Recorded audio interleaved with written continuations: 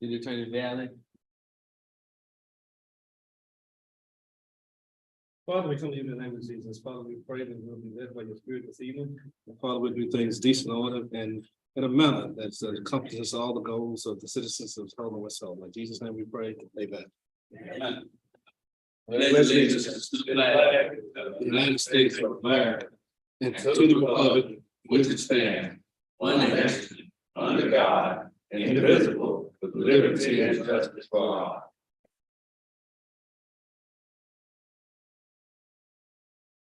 Madam Clerk, would you call the roll for us, please? Okay.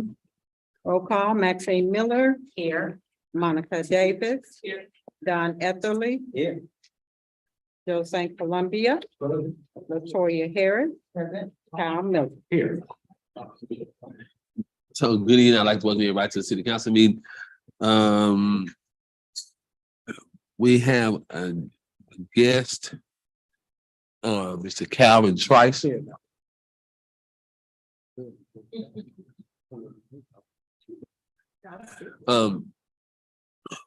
We're gonna limit both our guests to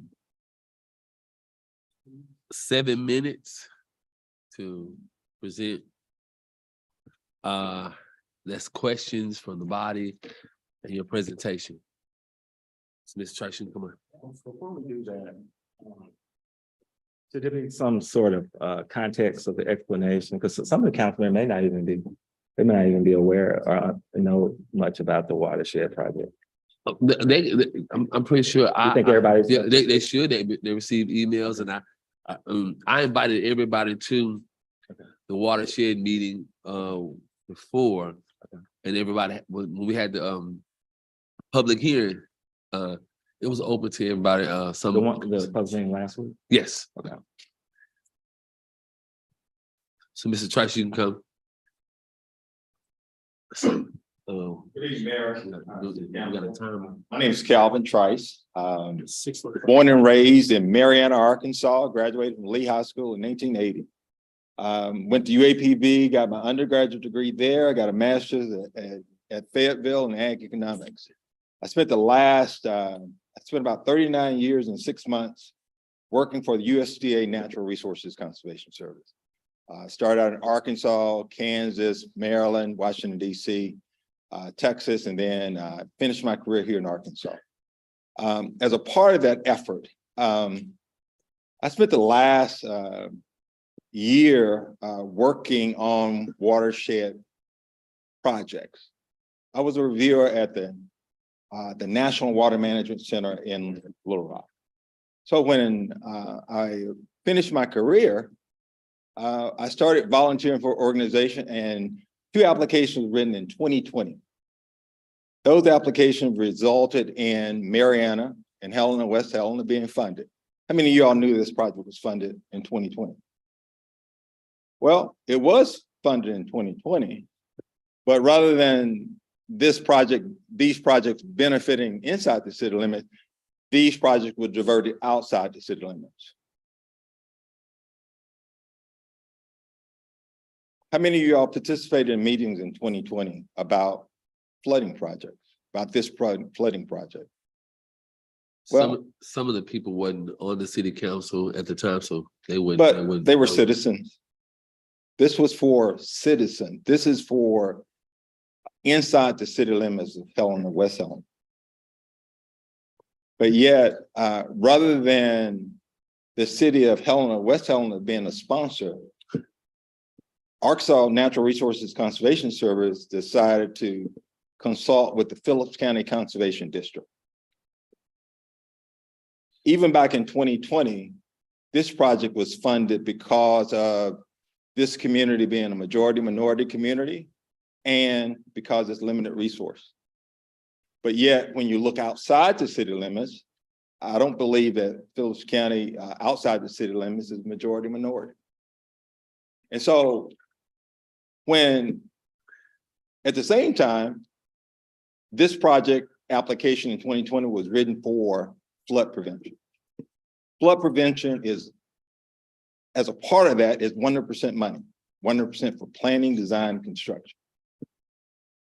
When this project was diverted outside the city limits, that then dropped to 75% because the primary purpose was ag water conservation, particularly to address needs of farmers. I'm not saying that that's not a purpose that's important, but the application was written for flood prevention to ensure that this low-income community could, when this project was diverted outside the city limits, that then dropped to 75%. Because the primary purpose was ag water conservation, particularly to address needs of farmers. There was an opportunity. I'm not saying that that's not a purpose that's important, but the application was written for. And so what we started to ensure that this low-income community could, when this project was diverted outside the city limits, that then dropped to 75%. Because the primary purpose was ag water conservation. That information from 2020 to put it a little that's not pressure again, purpose that's on the powers that be to again focus these dollars on these majority minority communities. As a part of that, the Arkansas Black Legislative Caucus, along with I'm the CEO of Capacity Building Consulting and Analysis, along with the Arkansas Black Mayors Association, applications were again written. Mayor Smith signed the application that said that, again, Helena-West Helena, majority minority community, limited resource, that application went forward along with about 31 other applications. A total of $140 million in applications were submitted. Helena, along with 13 other cities, was funded. Helena, Pine Bluff, Camden, Marianna, and Forest City was fully funded to the tune of $96 million, 86 of the $96 million that were approved.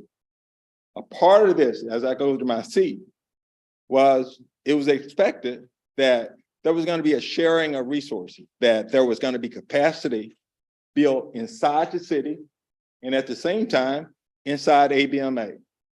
ABMA is only at the table as a fiscal agent. It's like, what if LeBron agent said, I'm going to tell you to do X, Y, and Z? Well, ABMA is just a fiscal agent. These dollars were allocated for your city. You will be liable for anything that ABMA has already approved for its contracts, because in the end, you are responsible as a sponsoring local organization. And so I don't know what was in the contract that you signed, but it's important for you to understand what's there. Because in the end, you're responsible for providing operation and maintenance for the 50-year life of these projects. That's the price of admission for getting this 100% money for planning, design, and construction. So with that, be happy to respond to any questions at the appropriate time. When do we take questions? After now, or? You can ask me a question. Okay. So Mr. Trice, you were involved in writing both the proposal for 2020, right? Yes. Okay. And a majority of those funds, half was written from Marianna. Right. So again, half of those funds were for. At the time in 2020, there were only two projects funded, Marianna and Helena-West Helena. And the amount for Helena was how much? Each of those were approved for over $25 million. And did any of those funds, were they spent in Helena? So there are 4 phases in watershed planning: preliminary investigation report, planning, design, and construction. At that time in 2020, Arkansas NRCS could have requested all of the money that was in the application.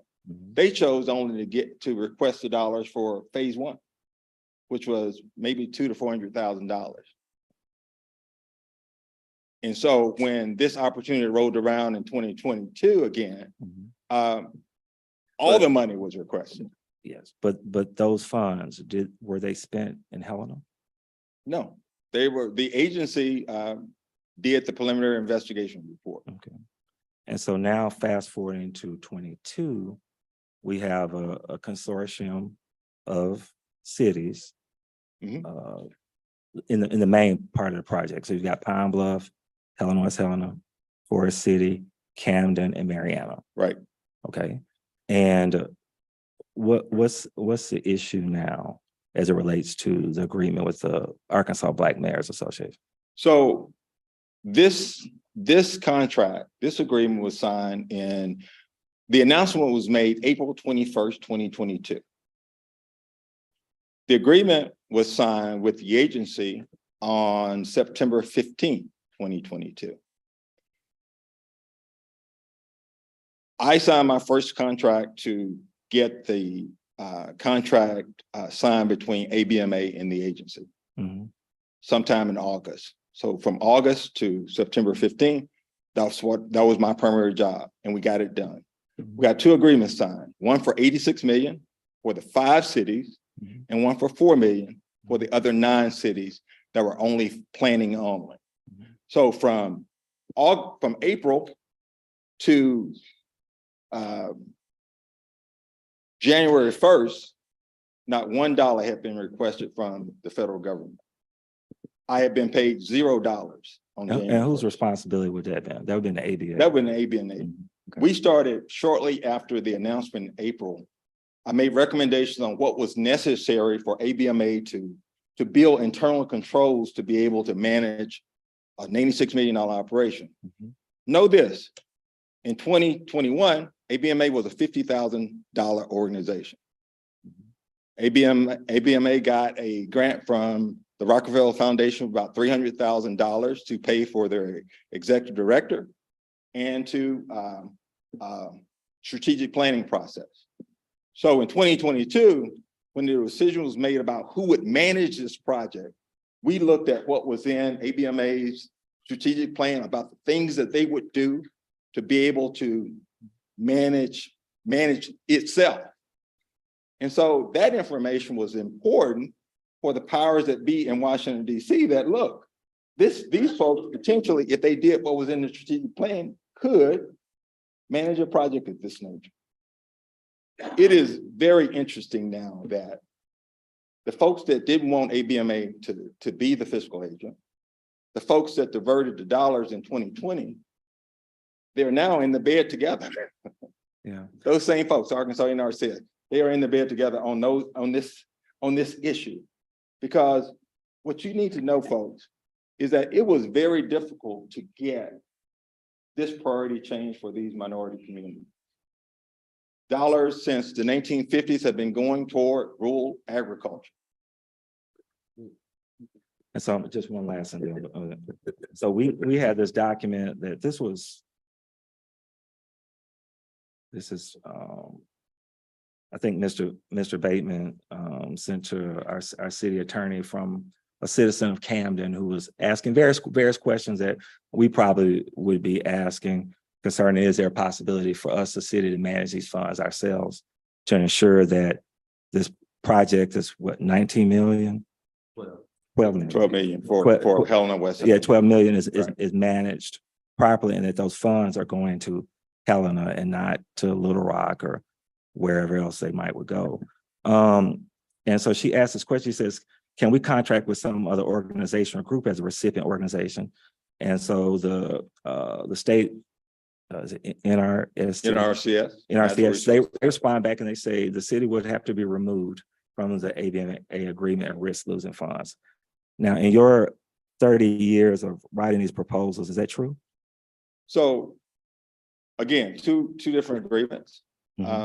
Okay. ABMA is a fiscal agent. And so what the 5 mayors requested, at least put on the table, was an opportunity for the agreement between ABMA and NRCS to be counsel, and then each of the individual cities would then enter into agreement with the agency. Okay.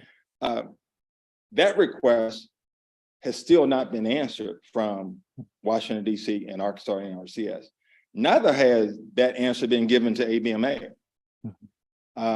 As of Monday, yesterday, that was the response I got back from the powers that be in DC, that no decision has been made yet. Okay. And so ABMA is having press conferences and all of this. Well, the other 3 of the 5 mayors are having press conferences on Friday, as I understand. And what's the content of that press conference? I believe that press conference is going to talk about their desires to begin to manage these projects. There have been tremendous delays in implementation of this project. So those three cities are basically pulling out from the AVA. They're requesting from the Natural Resources Conservation Service that ABMA no longer acts as their fiscal agent. Okay, gotcha. Again, for 50 years, just wanted to- since 1850, Mhm. these projects have been done by cities and counties and state government. Fiscal agent is nowhere in the National Watershed Manual or National Watershed Handbook. This was our vision to be able to help medium to small cities to be able to participate in this program. But now it has gone awry from the standpoint of what was envisioned. Those folks that you heard from the other night over at the high school, none of those folks were at the table. None of those folks were at the table when we were making decisions about how these projects were to be carried out. But yet they have their own skewed view that's not in line with you as local sponsors being in control of the dollars. All right, thank you. I must try, isn't it true that you're trying to get these other cities to hire you? No, sir. You're not, you never tried to get the other cities to pay you? A part of it would be unethical. I am an unpaid advisor, similar to what I was acting for ABMA. So Again, were you trying to be over the project? no, sir. So you never made those assertions to anyone? Again, it would be unethical Okay. for, unless there is a solicitation open up to everybody to be able to apply. Right. So Similar if to there's a what- solicitation, similar you're to my going to replacement. apply for it, right? Yes, I would. Okay. Yes. So I've your been working intent on the is when they project. leave, there'll be an open solicitation, then you apply for it and possibly get the project yourself. Is that correct? I would put forth my bid, just Okay. like any other party. to Right. Have an So opportunity. you're aware that the city has already signed the instrument, right?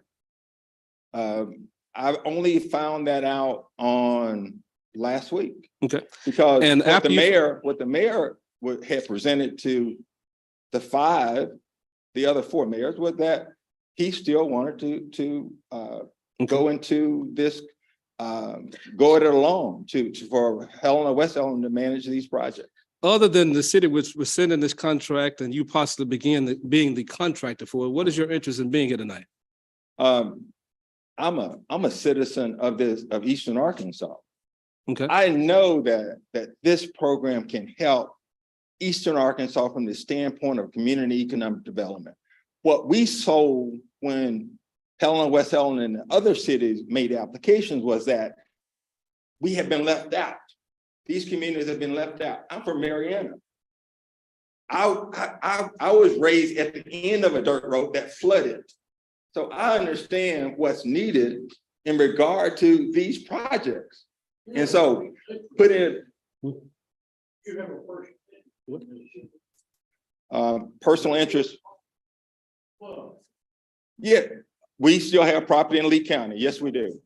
Yes, we do. But they're not inside the Mariana.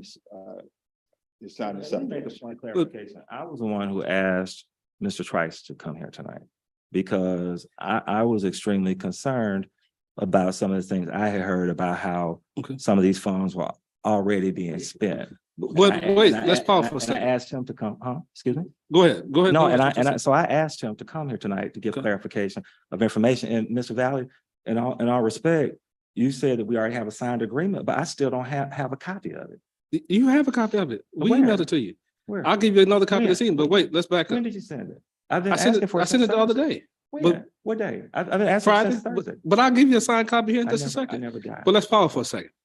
This body was informed, Mr. Hunt, who is here, Mr. Bateman, who is here, also the representative of Randall Children in NCRS was here, and you all went through the whole project. You all passed a resolution.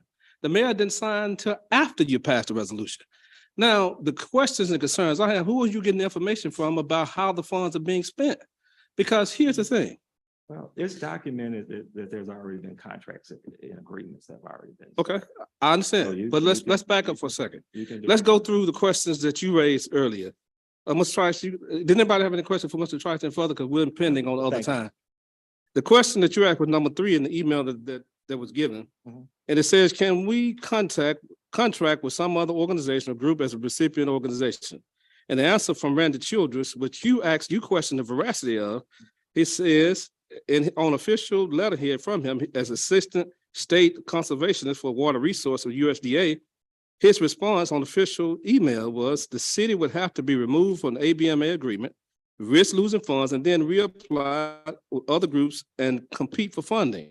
Once again, these funds are NRC project funds and rewarded as proposed. Any changes would have to be reevaluated. Well, let's go back to question 1. Question 1 in the email says, are we restricted to sign an agreement with ABMA and manage our own funds as recipients? And the answer from Randy Childress is the NCRS funds awarded are obligated in agreement with ABMA. Those funds are not city funds, but are NCRS funds awarded for the purpose of implementing the proposed watershed project.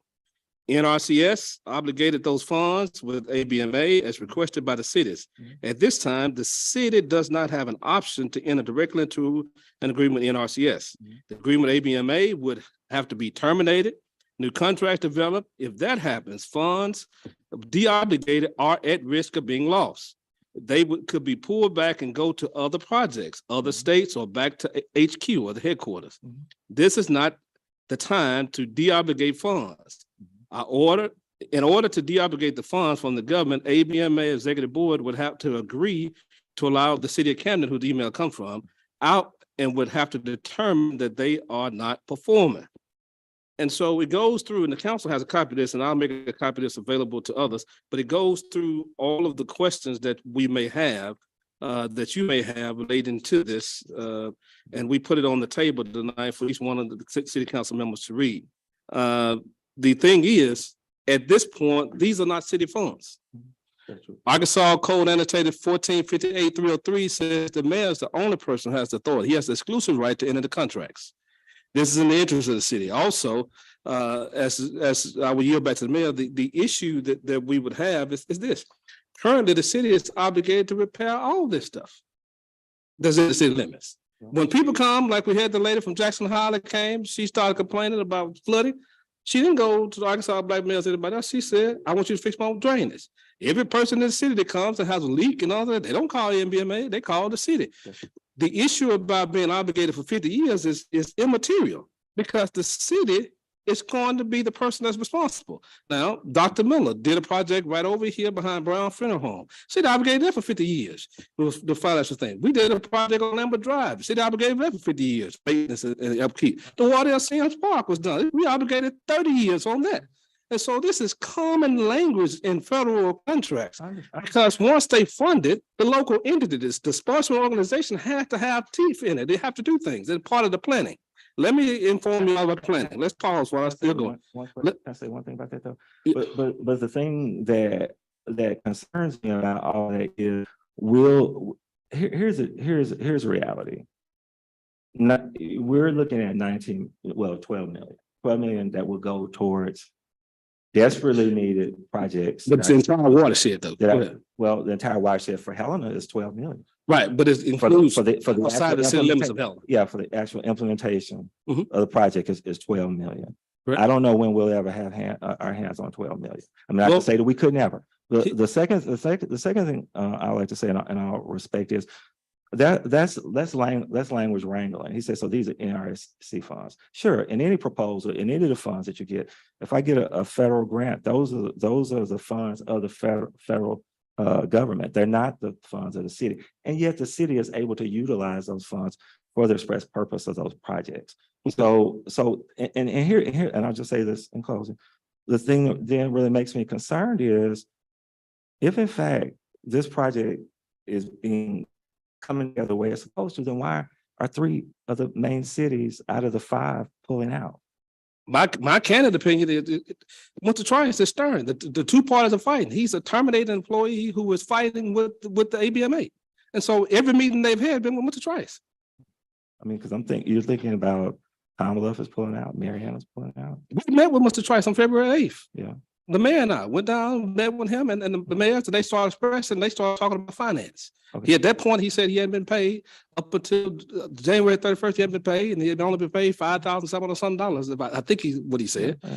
But then after that, they met that following Monday about his financial agreement. Mhm. And they said, we weren't a part of that meeting. They talked about things from a perspective in that organization as to what he to be paid. Mhm. I don't know what the breakdown was. Yeah, but didn't he? write But what's the proposal? consistent is since that time period, Mhm. there's been a fight between ABMA and Mr. Trice. I don't know who the party is that is causing the fight, Mhm. but I'm telling you, that's been back and forth between the two ever since then. And my express interest is not in any of that.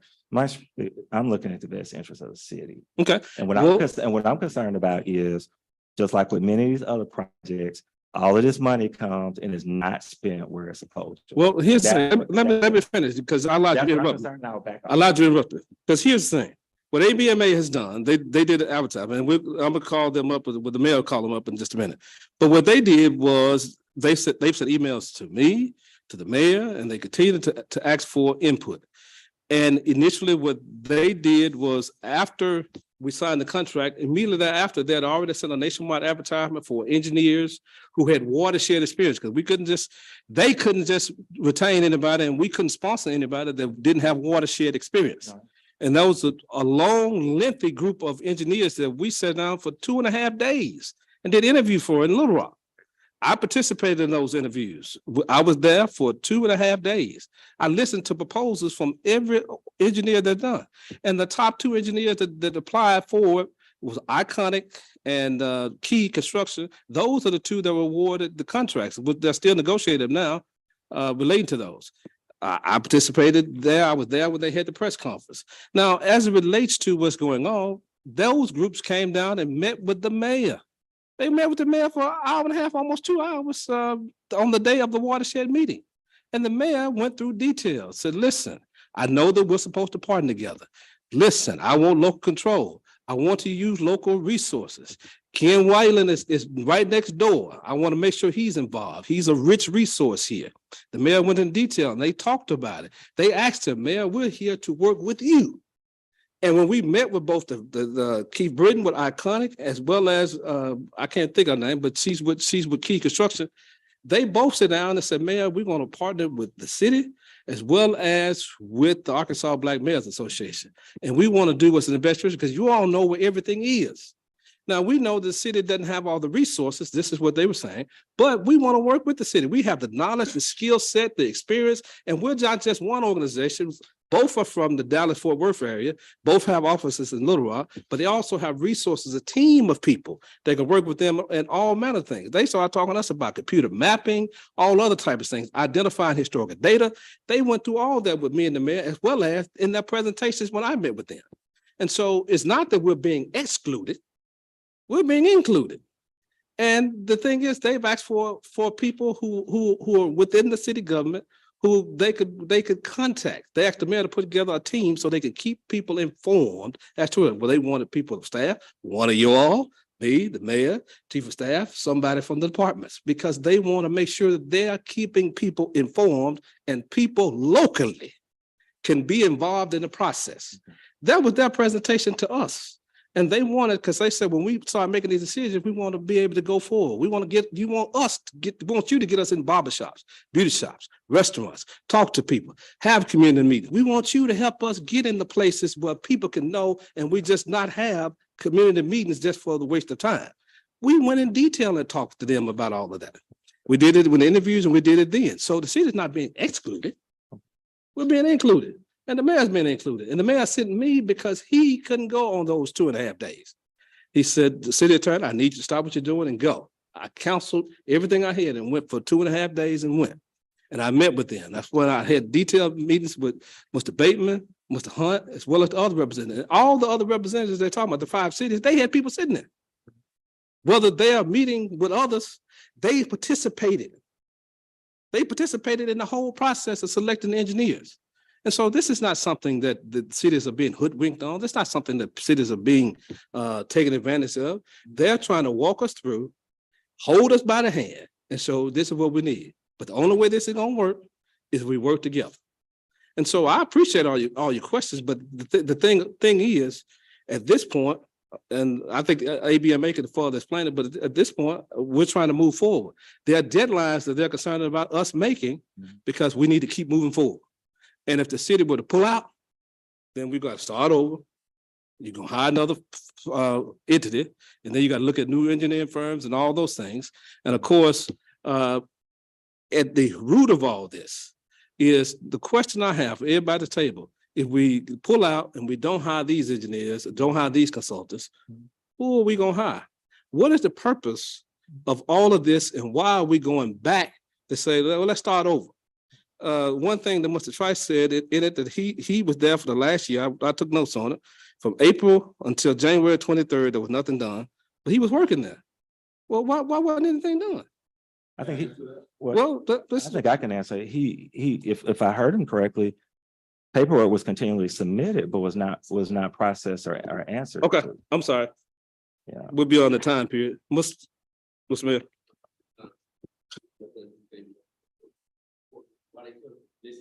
My goal was this. I know we built a school for $30 million, and when the school was done, nothing was left here for our people. So when I met with Mr. Hunt and Mr. Bateman, I told those engineering firms that were here that I don't want to be left like that again. We built a school.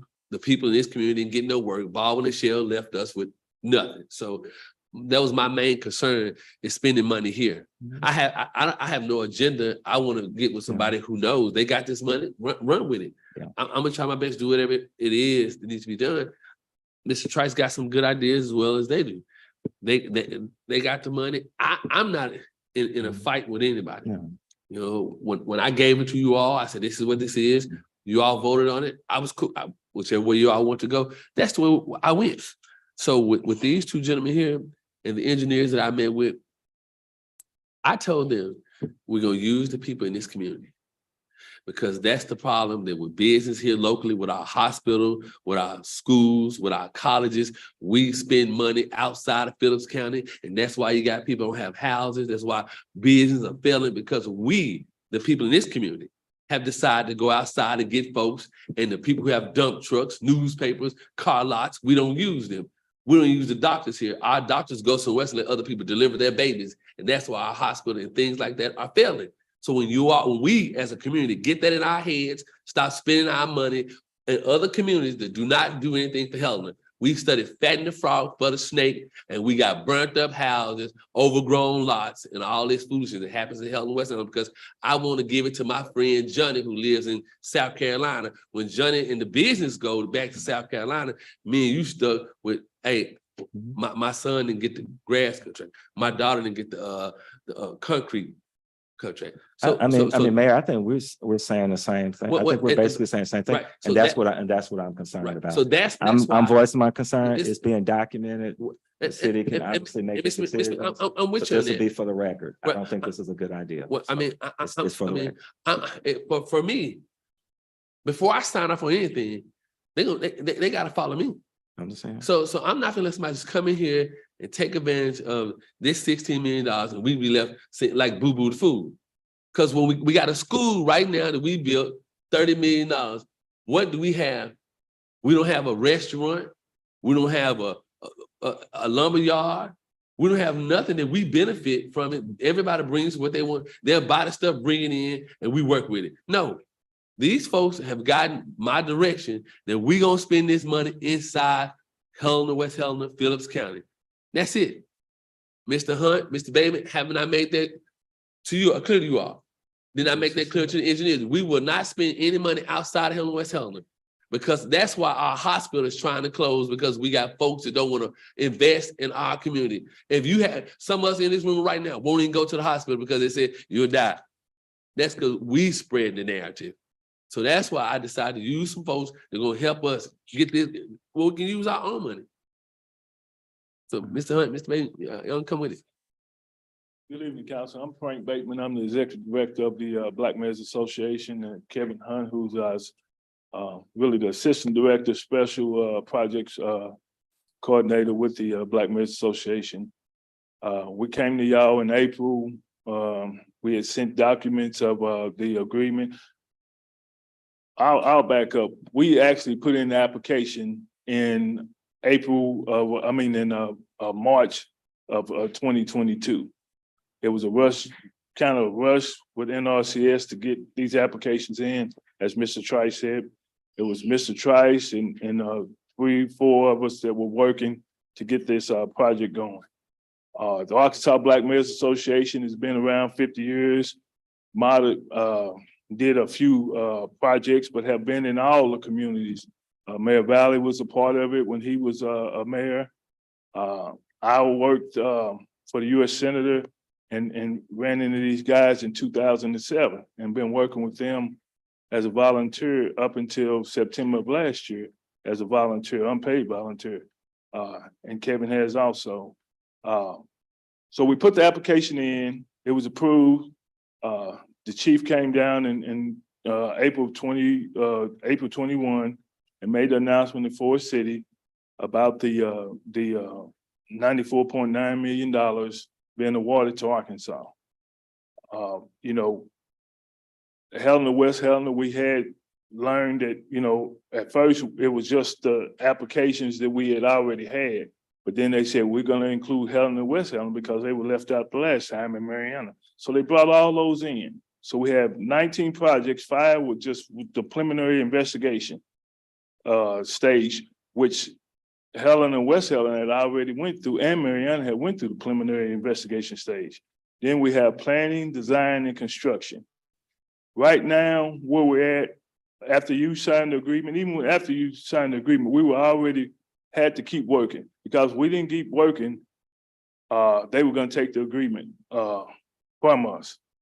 And then it went back up to DC, and there was opportunity. We may not have gotten the money. So as we were chosen as fiscal agent, we did our due diligence and just kept on doing what we're supposed to do.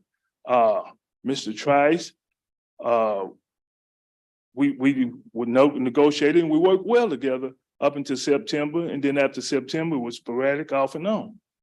But we had to keep working for these communities. When they started talking about taking the money, the executive board did not really want that to happen.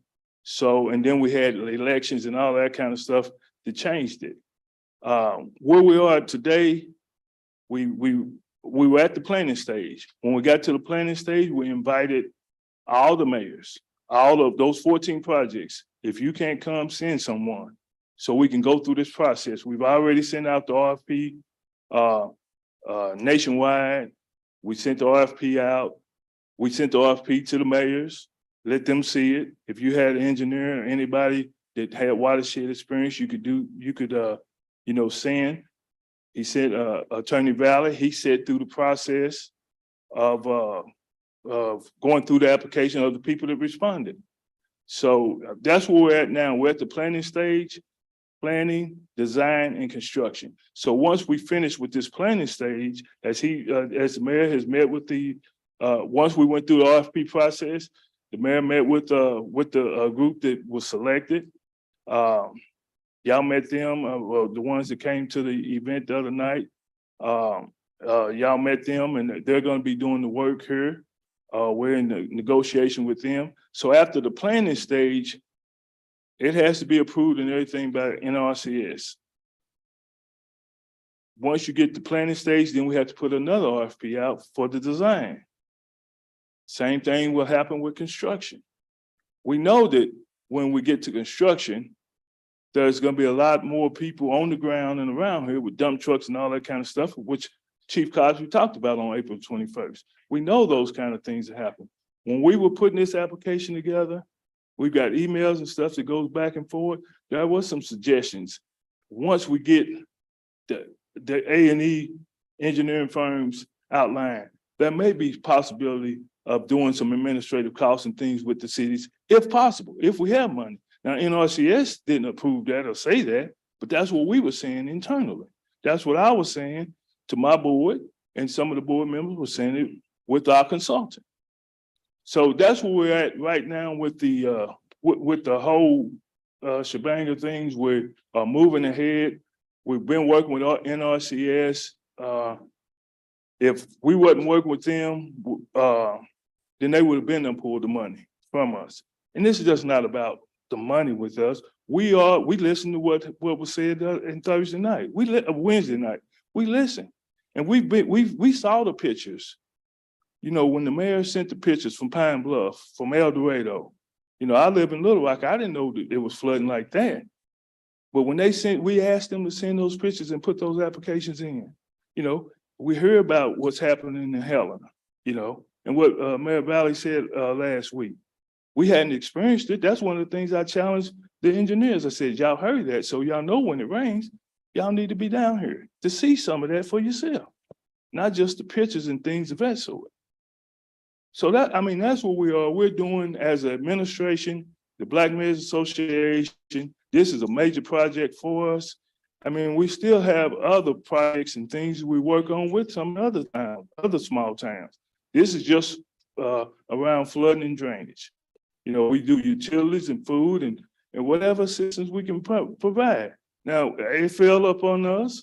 We didn't just want to run away and kick the can down the road and say, well, y'all gonna pull the money and we're just gonna sit here. So we just keep on fighting, keep on working for all the projects, 19 projects. We also have another grant because we knew that all of them didn't send in an application. It was too good to be true that you're gonna get 100% for flooding and drainage. So we were able to actually get another grant, $214,000, to go back out and get some of the other towns that we knew were flooding: Earl, West Memphis, Durmont, Montrose. So we know that our communities are flooding, disadvantaged communities are flooding. That's what we've been doing. Even as we did this one, we're working on trying to make applications for some more, just in case some more money comes down.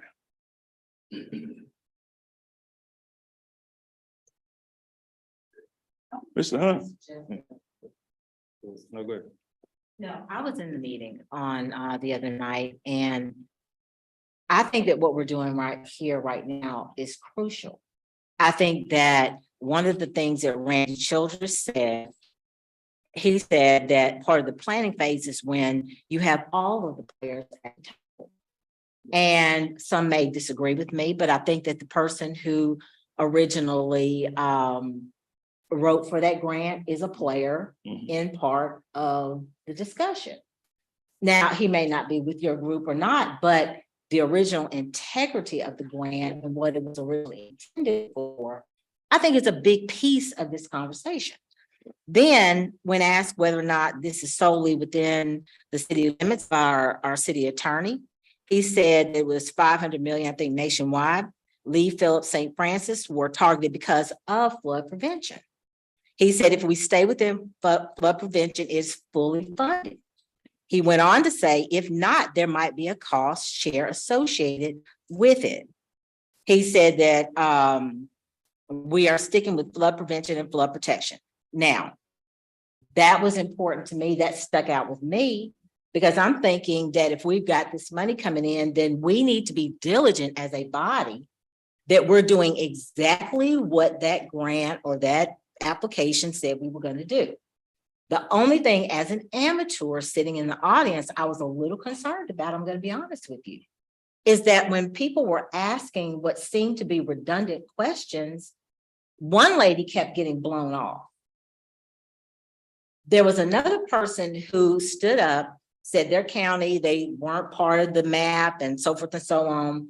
And when asked whether or not they could eventually participate, someone answered, I'm not sure who, one of the young men said, well, I think we can look at pushing the lines back, you know, here or there. It was something in that context.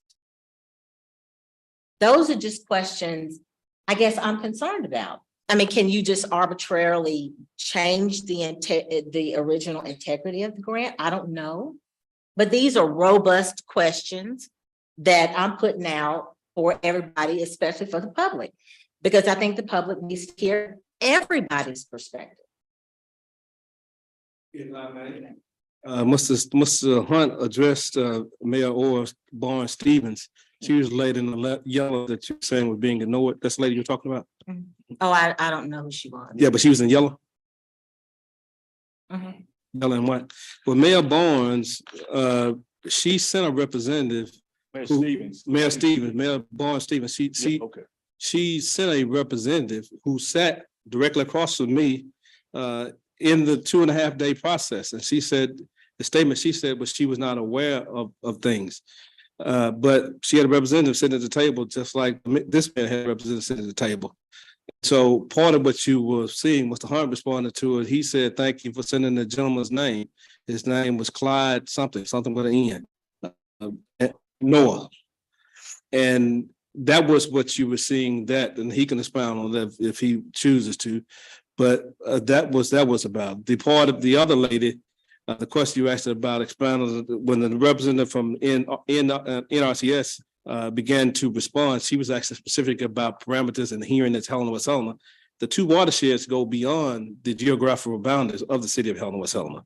And so the cities outside of the city of Helena-West Helena will have to be considered as well.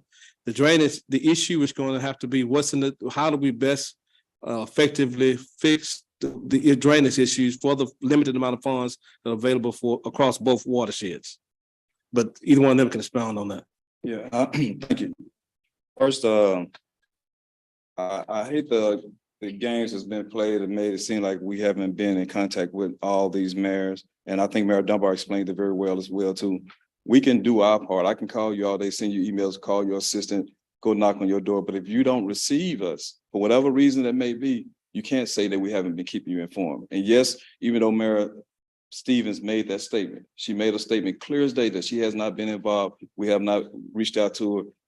But on May the something, I had Mr. Noah sitting in there sitting with me, having a conversation from representing Mariana, Arkansas. So those are the type of games that people have been playing while we're trying to go ahead and push these cities through to remove this water out of y'all constituents. We got people that's trying to stop that. And that's disappointing because now here's the ABM, made Arkansas Black Mayor Association, finally get a chance as Black people to show our worth. We out here working our butt off, trying to show what we can do. We don't need the municipal league. We don't need this other organization. We saying we can do it. All we did was hire the right experts, the right lead consultant, the people that help lead this on. And we there now. And when it's time for the design, we're gonna hire the right people.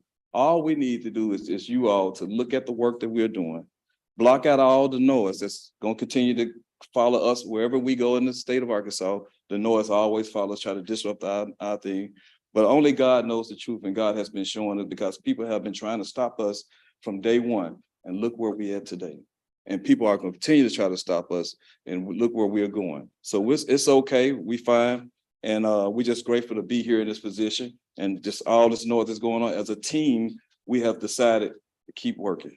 And our keep working is where we are today. We have the right firms, we have the right people that's monitoring us. NRCS would not allow us to even be this close if we wasn't doing what we're doing. So they trust us enough, based off the experts in Watershed, the experts and project managers that we have on board. They trust us enough to get the job done. It's just that simple. This noise that's gonna follow us to Pine Bluff, that's gonna follow us to Mariana, gonna follow us to Ford City. It's always gonna be noise. We are charged to stay focused, and that's what we're doing, staying focused. Mr. Hunt, you have significant contact to Helena too, don't you?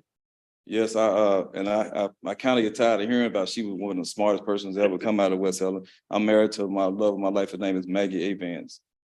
So yeah, every time I see her name, they tell me how smart and what a great person he is. And so she thinking I'm using her name to get favor for West Helena. I tell her, no, girl, I know some of these people too. You tell the truth. You are smart. Yes, yeah. So I just had one question. Yes, sir. Okay, Mr. Bateman, we worked together for a long time. I think very highly of you.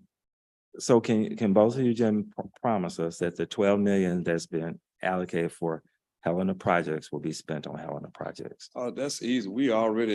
That's when Chief Cosby, and I don't know who was all here when Chief Cosby came to Ford City, if y'all made it down there. The number one thing was working with these communities. And we understand that even if he had not said that, as an organization, Arkansas Black Mayors Association, we already think like that every day.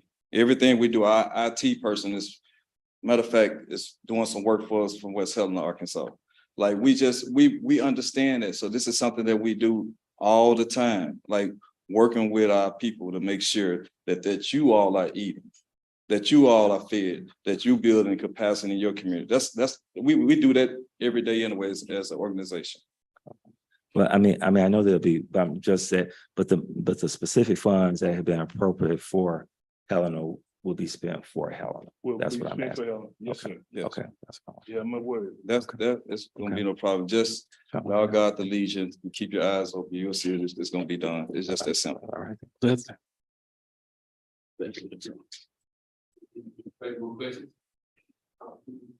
Question?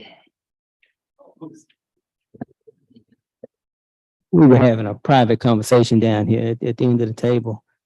And I guess I'll repeat publicly what I just said to Mr. Valor. The most significant thing that I've heard comes from the email. We make decisions about who we do business with every day. Am I going to Walmart? Will I get my car fixed over here? Will I go to that hospital? Will I take my kid to school over here? And at some point, we have to trust that the people are going to do what they said they were going to do. We never really know until it happens, whether we'll get the product that we signed up for. But what I heard in the email is you can do all those things that you want to do, but you might lose this money if you do. So at this point, I mean, I'm not in favor of pulling out of anything, because are we willing to risk the money that we already have in hand based on who might get it and who might not get it? And a message being brought from, I don't know, Mr. Trice, but I was sitting here wondering, okay, what is his interest in coming here to try to tell us that we shouldn't be doing this? What is his interest? Everybody has an interest. And so I was going to ask that question. I know some of the other names that I've heard here, and I don't trust them one bit. So I think that we have money in hand. Let's move forward. You know, all clarity, and I was the one who called Ms. Ramsey and asked for Mr. Trice to be on the agenda. My purpose was not to further his cause or amplify his cause or to stir muddy water. My purpose was to make sure that everybody in this community heard all sides. And when I say all sides, just to hear it from the inception to now. That was it. Gentlemen, thank you all so much. Thank you all very much for having us. Next on the agenda is, Let's skip down to the landfill. okay, so we're gonna come back to city attorney, landfill invoice from Central Arkansas Concrete Contractors. Excavator rental from May 26th to June 26, 2023 is over my spending limit. It is $6,700. That is some equipment that's at the landfill that we're renting. You have it right here. It's an invoice right here. I can't pay it into.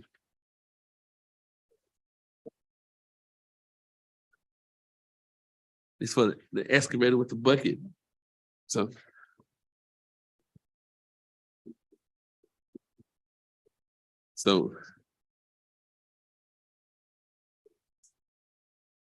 It's in your packet. Yes. It's going like this. Right there. So this has been we've been studying reading this excavator for, yes.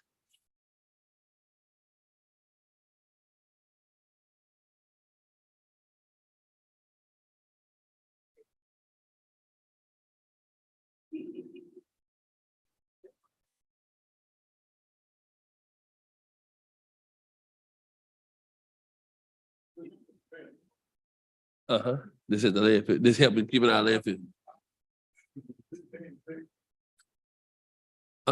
It's our excavator, is it being fixed? It broke. We ain't got no warranty or none on it, so that's why we're trying to buy cheap stuff. Second, let me ask you about our excavator. We have repaired, we have two. And we repaired them over and over. They're kind of at the end of their life. so we can stop paying it. At some point, we're gonna have to buy new. Let's talk about that. Talk about that right now.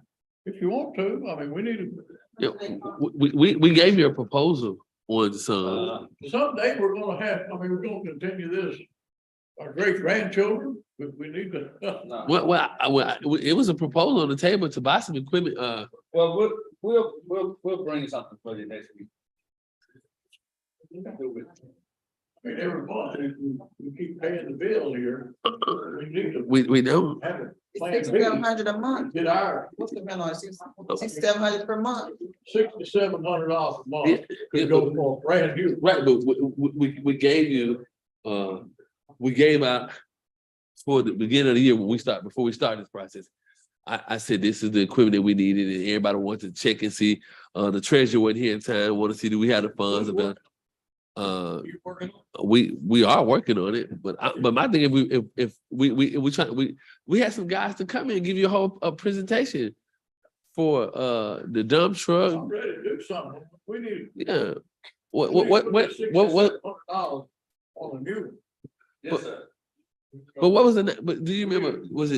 We had a guy come in to tell us about the equipment. He was ready. He presented to you all. You all declined to take any action on it. So no, because he said he could have us one on the right. So we put that. So yeah, so I put that out there because we need a Put it out here again. I'm so good. I'm so glad that you want to spend some money because you know y'all tell me y'all broke. Yeah, that's a lot. But Purchase of a new one. well, let's get let's get it together. There's got to be a stopping point. So, because see, if that's the case, let's be in agreement to look at some stuff for the street department because we need new garbage. Let's talk about one item at a time. Let's not talk about. I'm just trying to give you a package, so we work on a package. Oh, let's do it. Yeah. Let's don't play Congress. Ms. Miller moves to pay Central Arkansas contractors invoice for $6,700. Is there a second? I second. Ms. Harris seconds the motion. Who made the motion Ms. Miller made the Ms. motion. Miller. Ms. Harris seconds the motion to pay this? to pay it. To pay it. Is there any discussion? Yeah, right. To get a new one. But I want y'all to keep. I like the energy y'all have tonight. Let's keep the energy. So when I bring this to y'all, I don't have no kickbacks at it. Let's take some of our money that we got. Put it in. We got some. Oh, okay. So, Madam Clerk, Roll call. I asked the audience to kind of keep it Maxine down. Miller. Can I ask the audience to keep it down while we Monica got the Davis. roll? John Audience, Etherly, Yes. Joe St. Columbia, Yeah. Latoya Harris. Yes. And Kyle Miller. Yes. motion passes. City Attorney still out. So, Mr. Murdoch has approved for invoice of high-speed industrial service, the amount of $15,000 to repair a pump, motor, and well, and a website. I don't know if there's, I got a question about that. I'm trying to, Mr. Dowell. That's what we have to find. Do we have the funds? Well, yes, in the water department, we'll, probably delay paying something else. But there's a couple of things that we have an $18,000 a month dedicated line from nowhere to nowhere that Mr. Murdoch gonna ask you all to support him in not paying. And we got one that's like $12,000 a month for the same thing. It's old copper lines to notify you when your wells is not running or your tank is not running. But we're not using that. We're using cellular or wireless or some other service. And so it's been collecting money from us for nothing. When we looked at the lines, it was ladybugs and other stuff all on, they were not working. So now, but the issue at hand, the sewer pond, I believe it's called lift station 6. This lift station lifts your waste from the pond and forces it through a force main out to the Mississippi River. When the pump is running, you can't tell. When it's not running, it floods the farm field. And so it hasn't been running. We got a bypass pump out there that's using 180 gallons a day, I think it is. And the repair is this bill you got was $15,000. To give you some context, you're spending about $5,000 every 3 days right now because of the fuel and the rental of this pump, because it's massive, moving your waste from the city out to the Mississippi River. And we got to move it, or we're gonna have a ADEQ violation. So that's what that bill is, $16,000 I don't know the exact amount, but it's to buy the pump to go inside of that house and get rid of the bypass pump. And instead of running diesel, we'll be running electricity. So you said. It's either buy or pay for the repair. I'm not sure which it is, but it's to get us back to operational condition without a bypass pump at that location. Yes, sir. I think it's been repaired. It's 15,000. You all have the invoice. I hadn't seen it specifically, but I know the nature of it. This invoice we got here, is that what you're talking about? Yes, sir. To repair our. To repair one of our pumps. I think it has two. And neither of the two were working. And what you all are hear over and over, we have a lot of redundancy in our water and sewer system. But our redundancy is failing because both of the systems are down. That's why when we went out to lift station 9, both pumps were down. So that's why you're seeing the problem now, is that even the redundancy has failed. So we're trying to build back capacity and all of that. And since I got the floor, Mr. Murdoch only has 4 people working on water leaks. And we need more people. He's hired 4, 5, or 6 this year, but we pay them minimum wage, and they decided they did not want to be in you all's PCs and other stuff for minimum wage. And so if we can do something about that, we should. But until we do, we won't. Does he have a plan for looking at those salaries and then us talking to the treasurer, see if we have the funds? He's of the mind that we need to pay people in the range of $18 to $20 an hour. Okay. That we need to actually, in his words, steal some employees from other water companies and get them to come here, pay them enough to come, where they come competent, prepared, licensed, and all of those types of things to do what we need done. But on the way to there, we got minimum wage just ain't gonna work. And it's not gonna work because inflation has eroded the minimum wage to the point that if you're paying less than $12.50 an hour, their wages have regressed since 2021. So that's part of the reason we need to pay more than $11 an hour for any of our positions. And that's not asking for a big lofty pay raise for any group of people. I'm just stating what the facts are. And again, since I got the floor, we opened up Liberty Street. We spent about $900 on dirt, and we spent about $4,400 on a contractor to do the concrete work, and the rest of the work was done by city employees.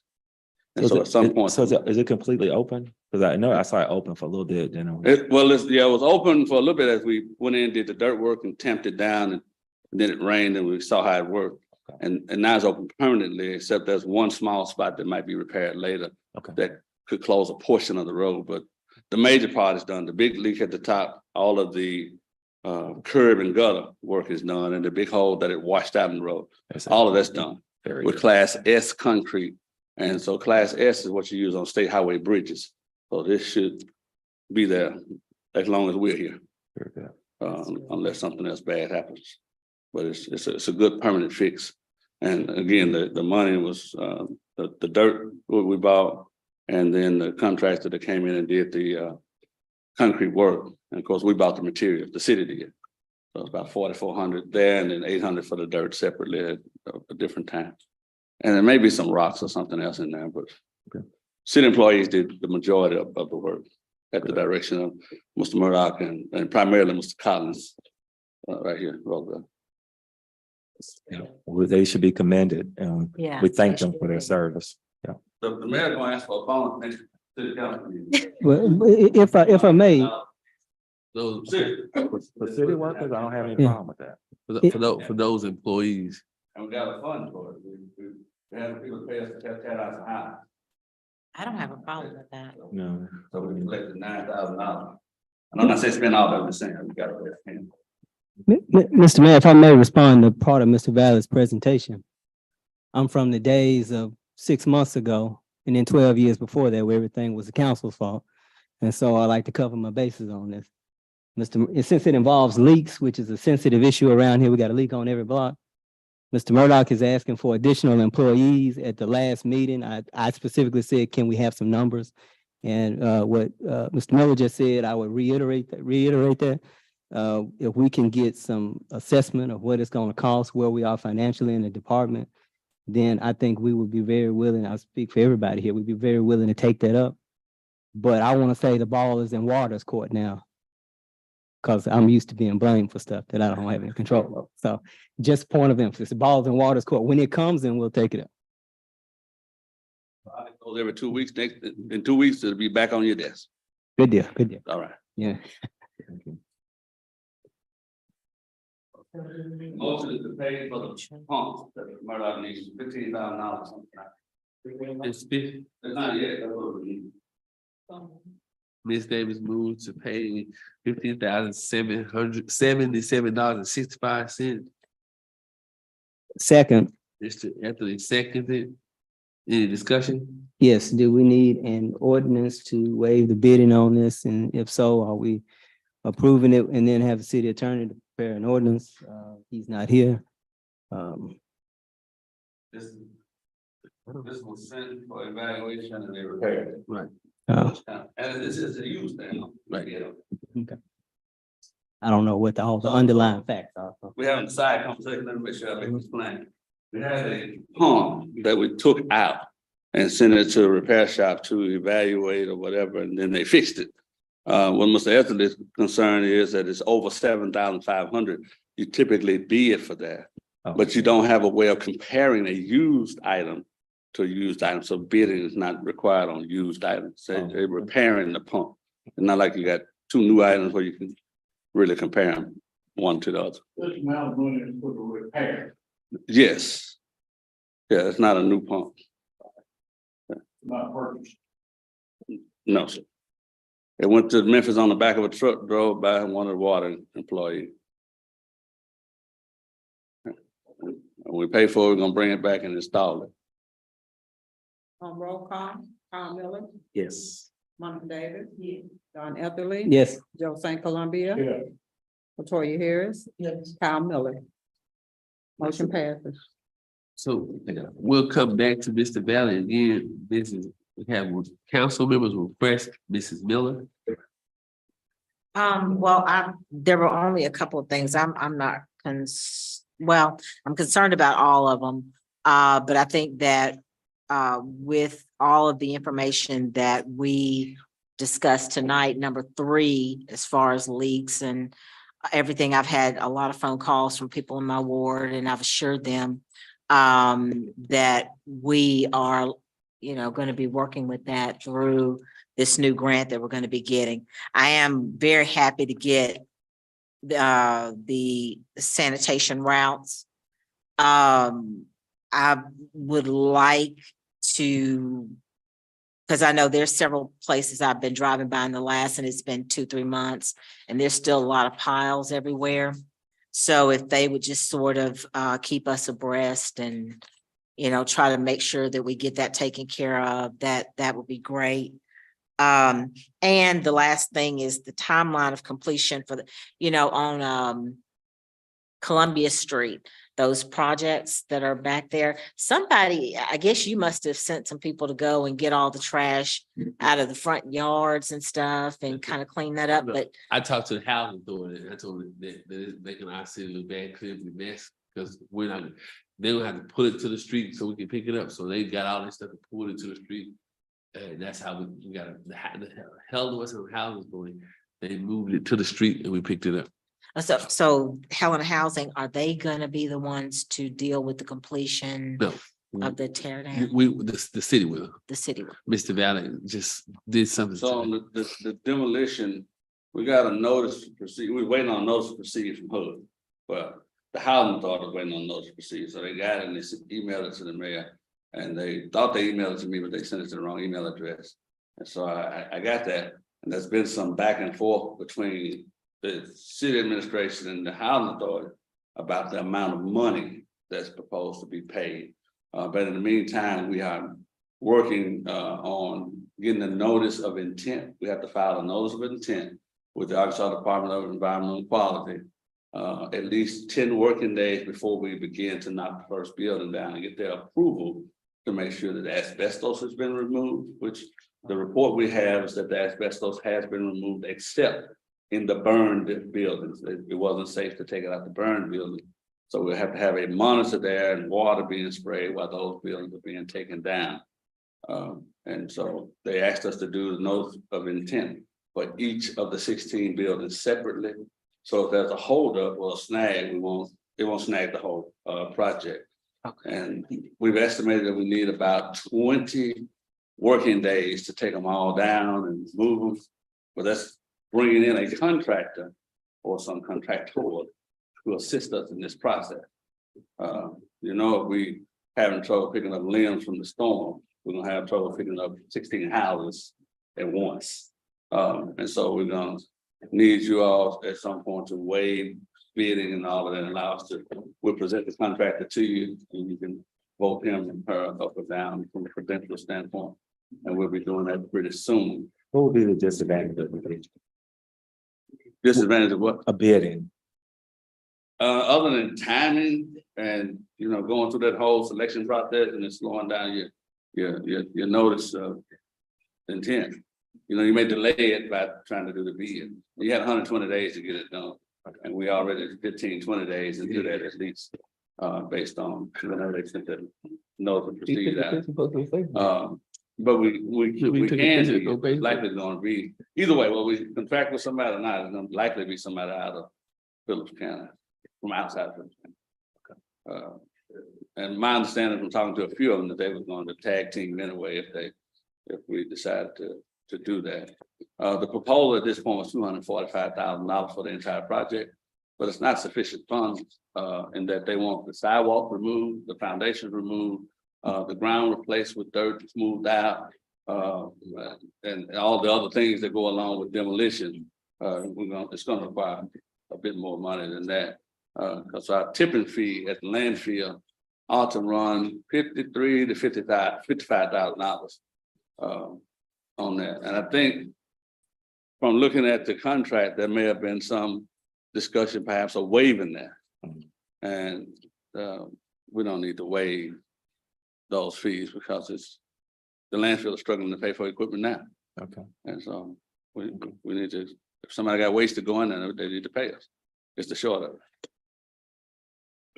The biggest thing is and the houses down in the housing authority.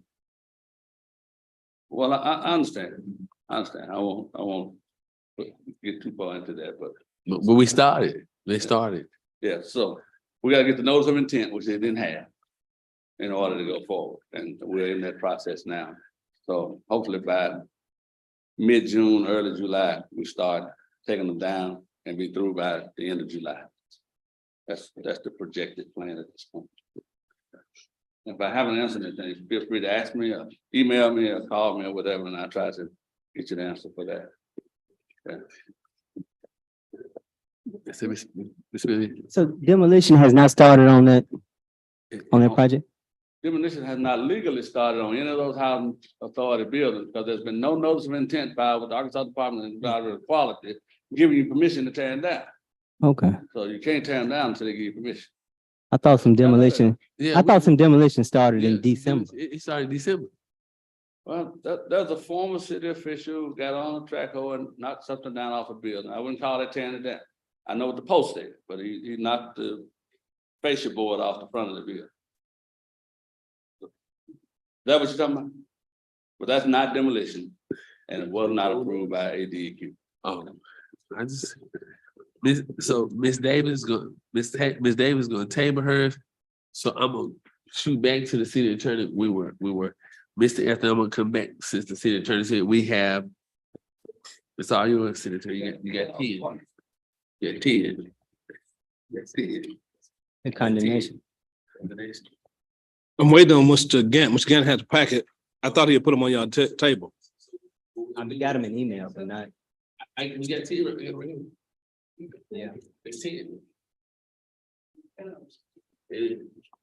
Yours right here, Miss Betty. I got an email, but not. All 10. I didn't get a packet. Are you gonna get one? Here. I mean, I got him an email. I can just read it.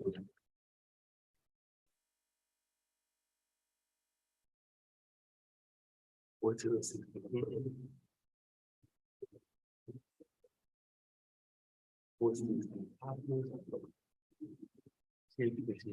So y'all done everything else?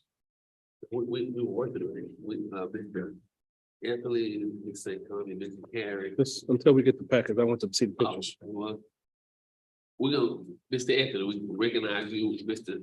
Valley said we'll come back until you all, until we get the pictures in the packet. Okay.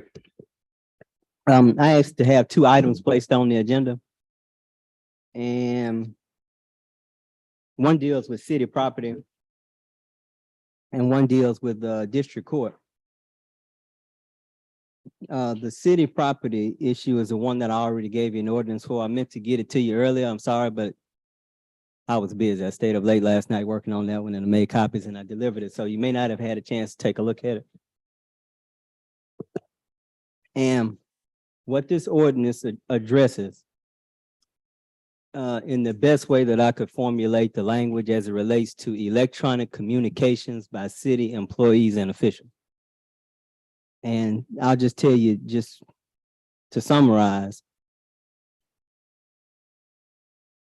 I became aware at some point during this calendar year that we have former employees who are withholding passwords and email communications that are necessary for the day-to-day operation of the city.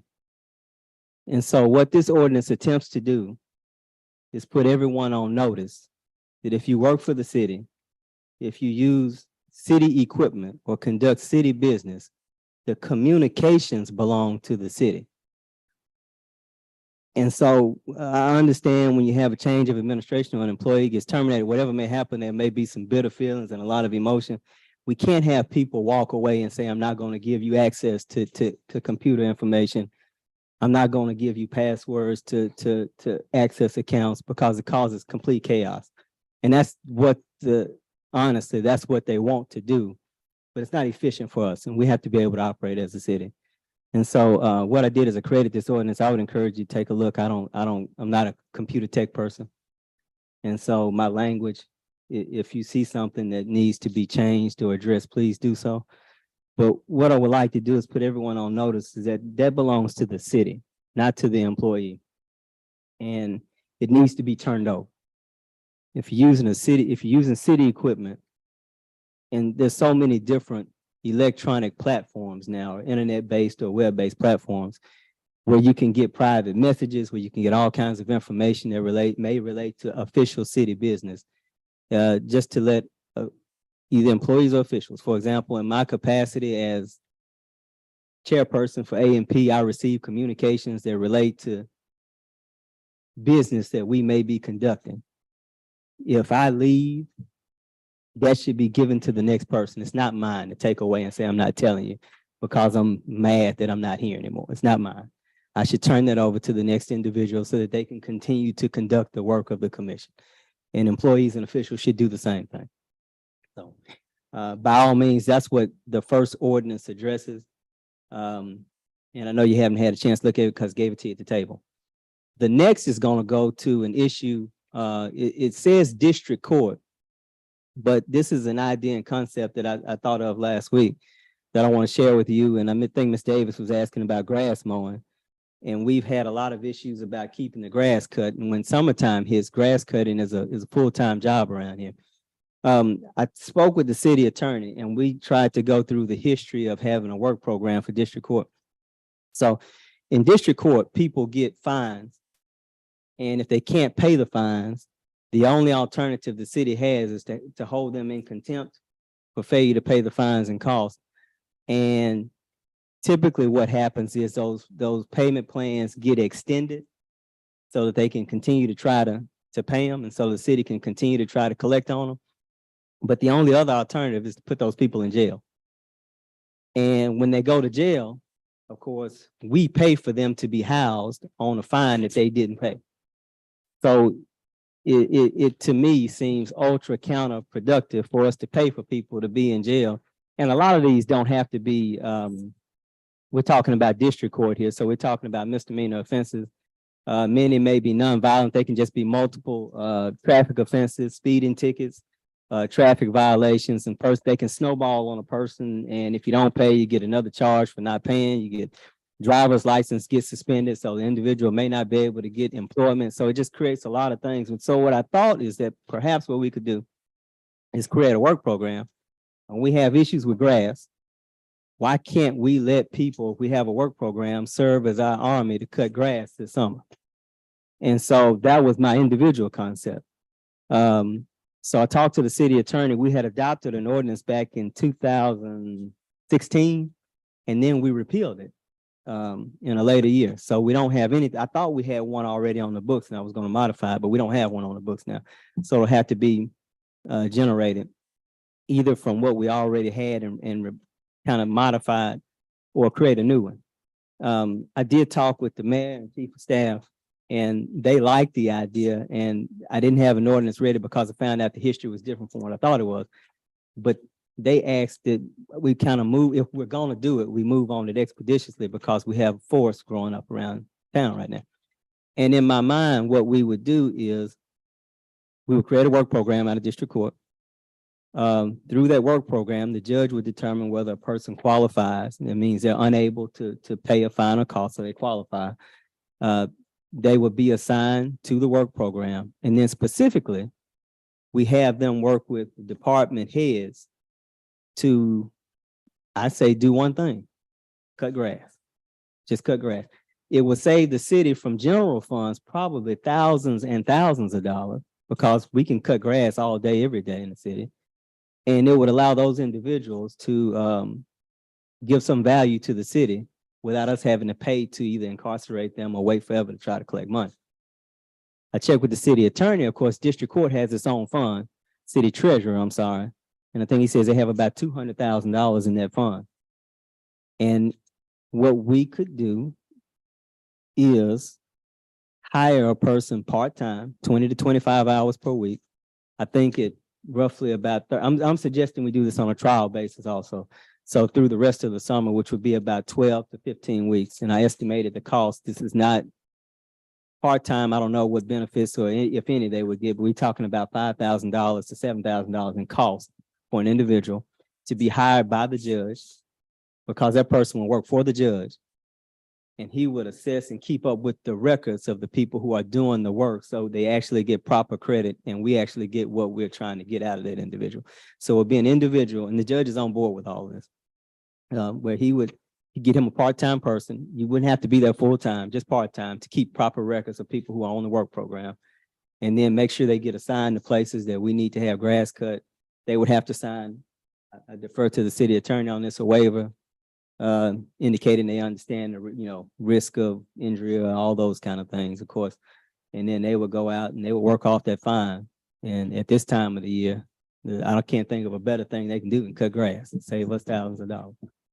And so that's going to require an ordinance and some appropriation for that employee. But the district court fund can pay for itself, because it will be actually a district court function, but it would benefit the entire city. And so court can pay it. It wouldn't come out of general funds, and it wouldn't cost us $10,000 just to have somebody do it, at least during the summer months. Go ahead. Talk to me. I thought that was a good idea, because we used to have the police department used to have the Saturday truck, and you got in trouble when the Saturday truck came around. You had to watch the police cars off, work in the ditches. It didn't matter, and I'd like to see that back. And so if y'all trying to bring back the 80s, I want to be a part of it, because it helped the city. We parks and all these things. So people are asking who cutting this and who cutting that, and they'll stop all that. Who did this, who did that, right. And put people. Miss Gallo, you got a question back there? That's what we've been working on, a lot of that. But these are some of the issues that we face, and I would like to see us take advantage of it.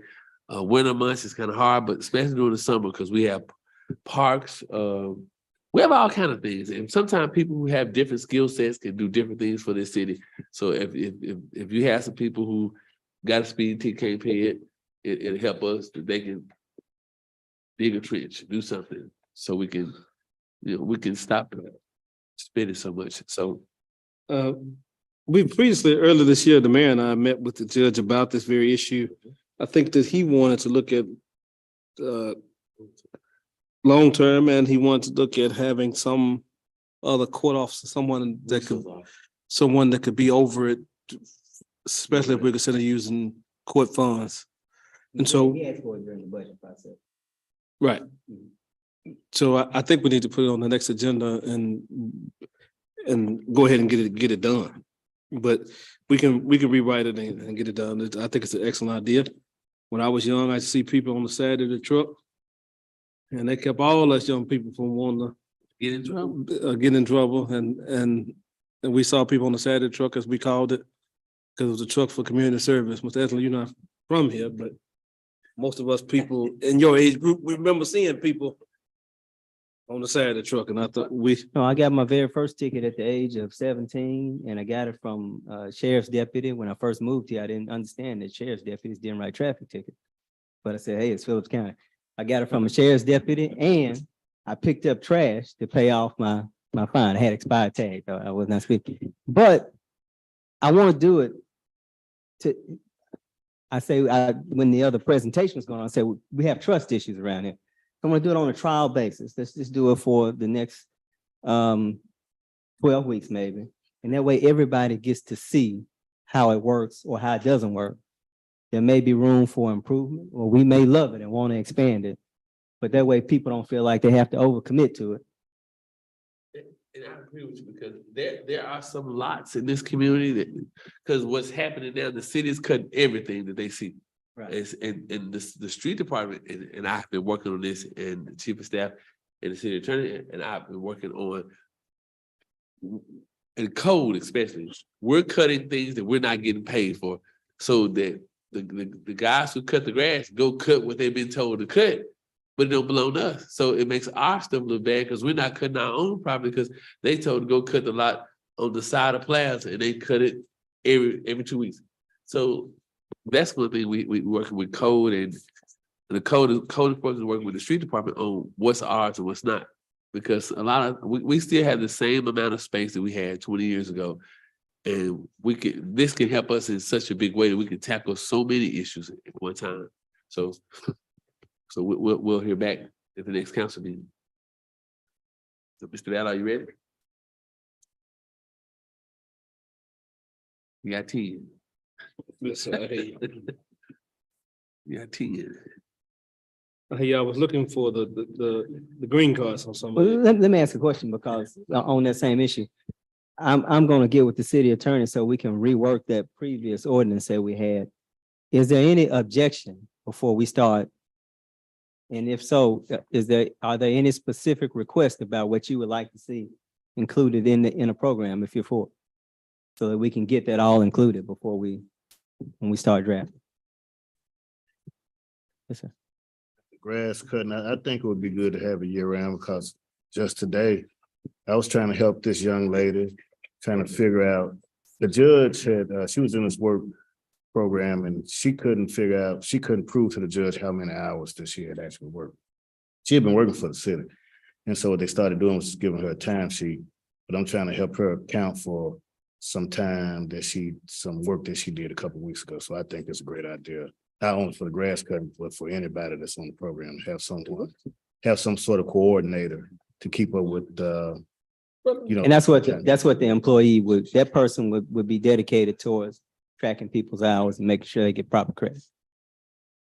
Even if a plumber get a ticket and don't want to pay it, Right. he can work it out.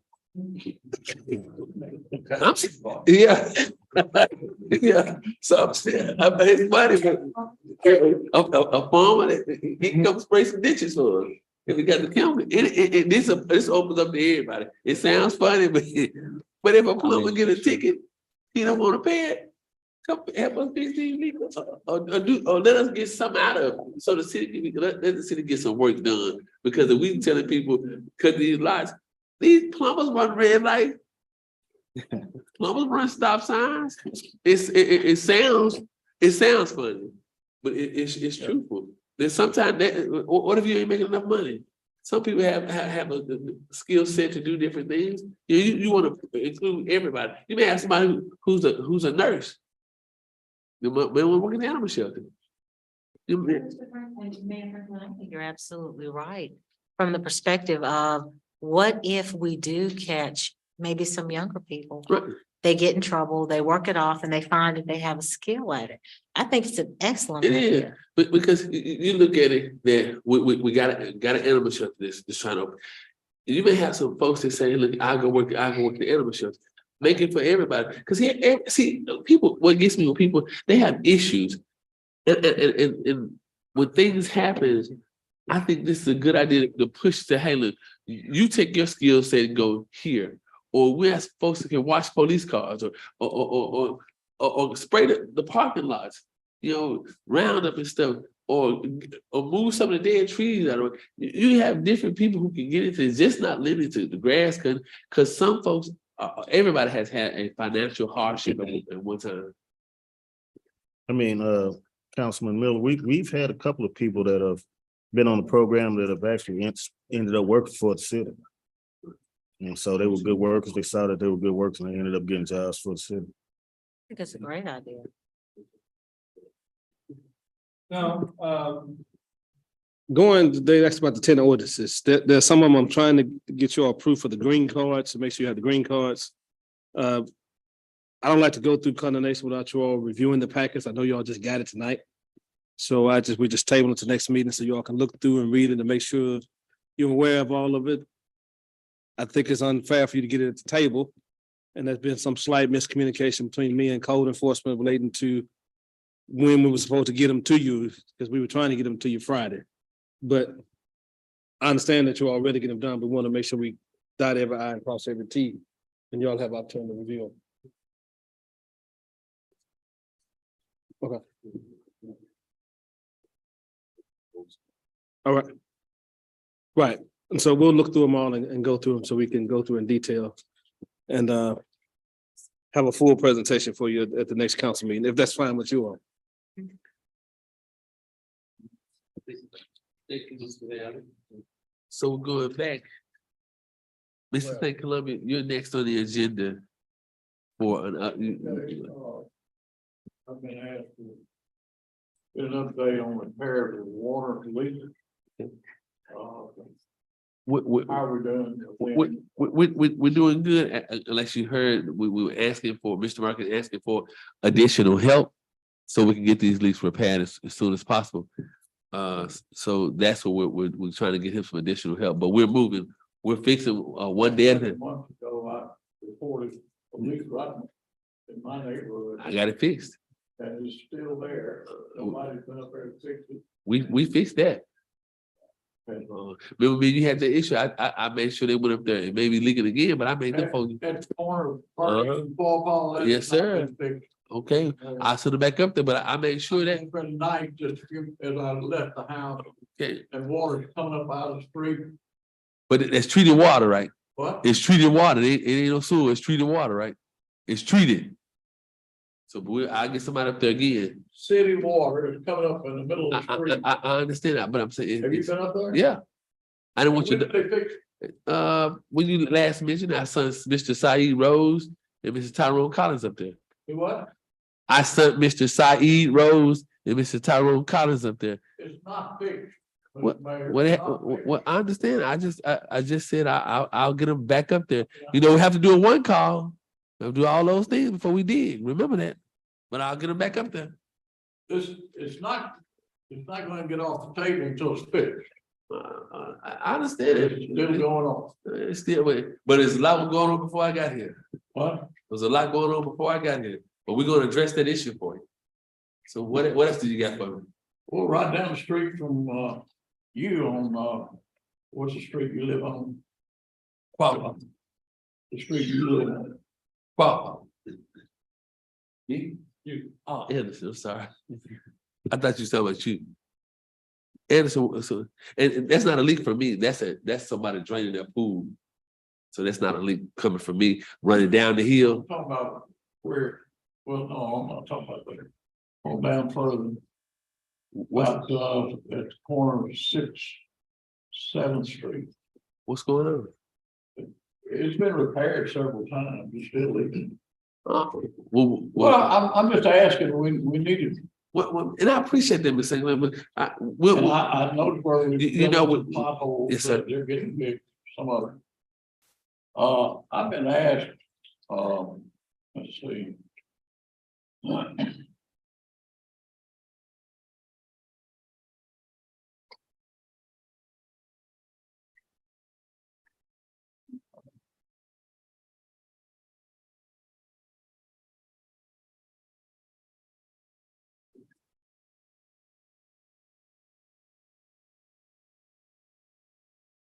Bill's, from 2022, last year's bill. What's been paid since January the 1st on those? you would have to defer to the clerk. If she's not here, she pays the bills. Okay, we need a report on how are we handling those? What's been paid? I'll make sure. People call me and ask me about it. We're paying local folks first, though. Well, who? What? We need a list of what's Uh, been done. like, Reducing that $500,000. we'll get that to you. Okay. Y'all are talking about something. People understand. Y'all talking like everybody understand what you're talking about. Generally, that's $588,000 unpaid bills at the end of last administration. Mr. St. Columba's question is, how many have been paid? How many haven't been paid? And the mayor's response is that we had to check with the clerk. I don't know if the treasurer has any information about it, but I was just trying to make sure, because you all are going back and forth, make sure everybody understand what you all are talking about. I do apologize. Next update on shootings and crime. Yeah, how's that? We working on it. Everything right now, Ms. St. Clement, is a work in progress. I appreciate you for asking, but that's why it goes from the water, potholes, it goes from paying the bills and updating on crime. The police department is short-staffed. We would like for the body to consider consolidate some of those positions so we can give some pay increase to attract people. Same in the water department, same in the sanitation. We need to consolidate some of these positions that we cannot fill. What I'm saying is nothing happens until we make it happen. So we need to Just, I'm glad. you know, people ask me about it. Right, and I'll give it to the chief. He can better tell you about crime. Like that A&P, that $7,000, did we ever get that money back to the A&P? For what? $7,000. For the city cleanup? For the citywide cleanup? I don't remember. We- Back some time ago. We use that. We bought. $7,000. Y'all talking two different things. This, what $7,000 you talking about? Back some time ago, we used some of their money, $7,000, and we ever give it back to them. That's the last. The previous administration willfully went in and rewrite checks from the AMP when they needed it. They paid Someone payroll. asked me about it. I Right, didn't have an they answer. paid payroll and they paid some other things from the AMP, which did not get the AMP to appropriate it. I don't know what the status of those funds are. I don't either. I don't know, Miss. This is the council passing ordinance removing, changing this check sign. Yeah, I'm not talking about that. Well, and I apologize. I There's didn't- $7,000 exchange in our. Has it been put back? Well, see, I mistaken. I apologize. I didn't know about it. Okay. What $7,000 are you talking? When did it happen? Well, I don't know. I'll have to get the records. On the telephone. I'll bring it back next month. I'll get it back. There was a point in time last year where we determined that the city was inappropriately spending A&P funds, which led to the board, the A&P board, the body voting to remove. Now $7,000. I was waiting. Some of that money was taken and used to make city payroll last year. And we have knowledge of it, and so that was when we voted unanimously to remove generator from our county. I checked. And we voted to place people from A and P on there. Because of course, that money has to be voted upon by A and P. In order to be spent, we have to have proper minutes and accounting for where it's going. And it was without our knowledge. So if that's what you're talking about, the report was made to us by the clerk that all of the money had been returned to A and P. Right, but that was. But the remedial measure was we brought it to the council. The council adopted that ordinance, which allowed us to remove the mayor, the clerk, and the treasurer Right. from signing checks for A and P. So that's what we did. Right, but it was. And that was in response to what you're talking about money being spent, but that was last year. Right, it was a payroll once, it was fishing tournament, was some other thing. Whenever Mayor Smith needed some money, that's what he went into and spent it. Right. Well, and I apologize, I didn't know, we said $7,000. How much money was spent? A lot. Whatever, Mr. Turner, it was over a payroll. How much we typically spend on a payroll? It wasn't the whole payroll. It was a part of, I want to say it was about, I don't want to say, I'm going off memory.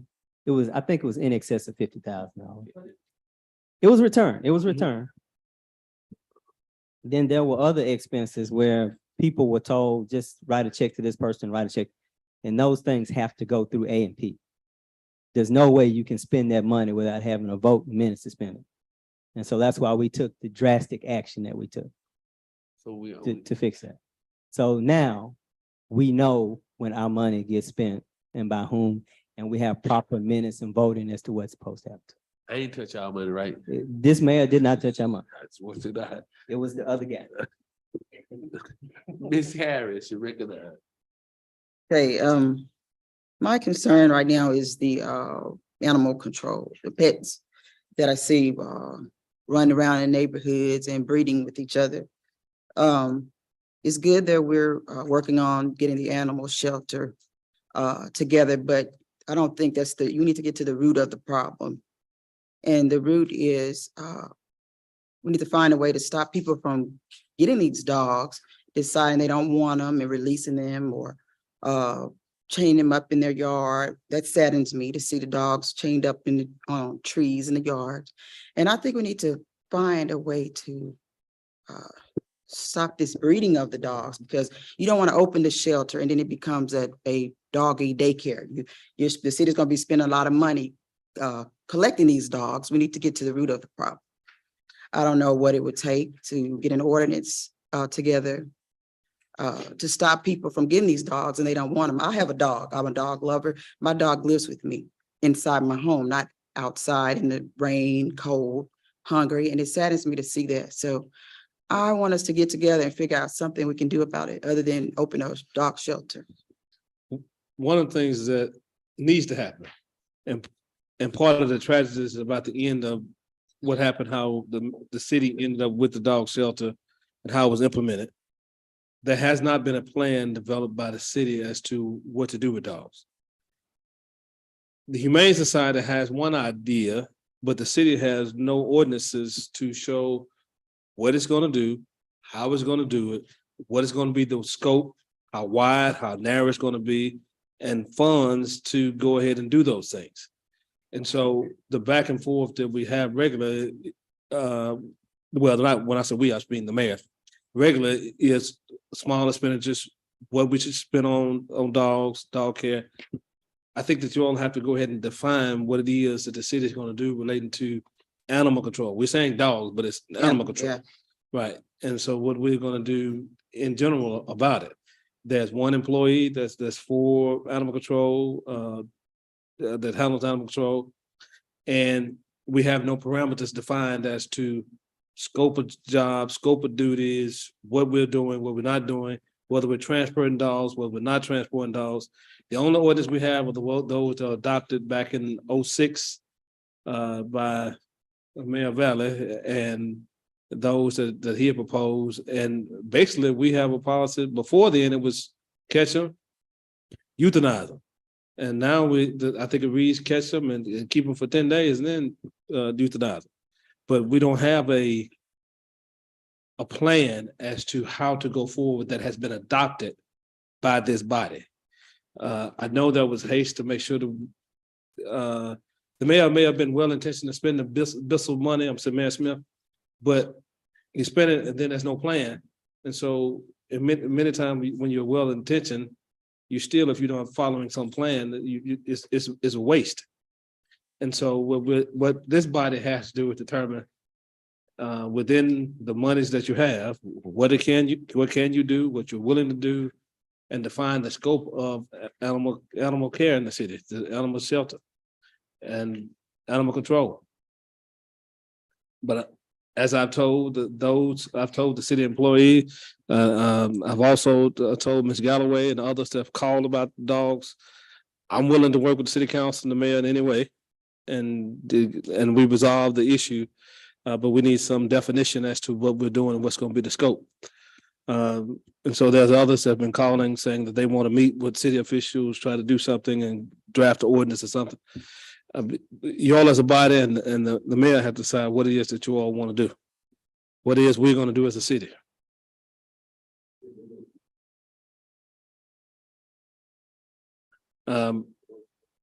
Is it legal to euthanize? I mean, like I know way back in the day, after so long, the dogs that stayed in the pound, and I know that's real popular. It's frowned on. It's frowned on this point, but at some point, it's in the dog's best interest to put them out of the suffering. But generally,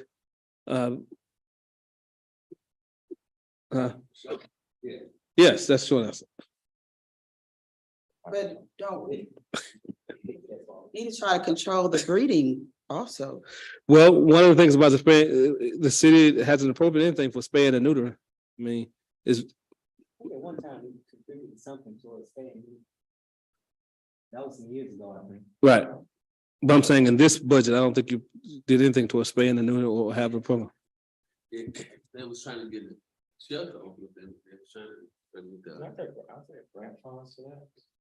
Because it seemed like a few years ago we received that.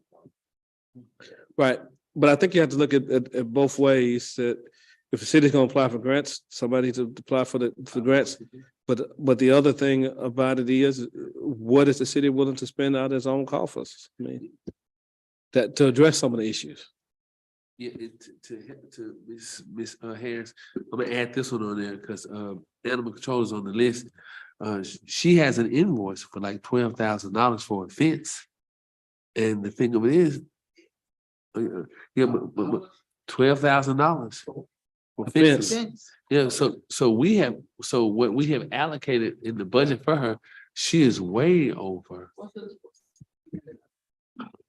I don't know, she was See, that. that's a lot for Yeah, stray because- dogs. Like, well, she has vet bills that are over $5,000 to $6,000. Because she picks up animals, she makes sure to get all the shots and everything. And what you all gave her, she's way over it. And so she was gonna come and ask you all to allocate her some more money for animal control because she's way over. Mr. Turner, so I'm just letting y'all know that that's what she was coming up with. Well, What happened is the city council appropriated 25,000 for animal control, but the shelter that you guys purchased was $50,000. So that came out of her budget. So she's already.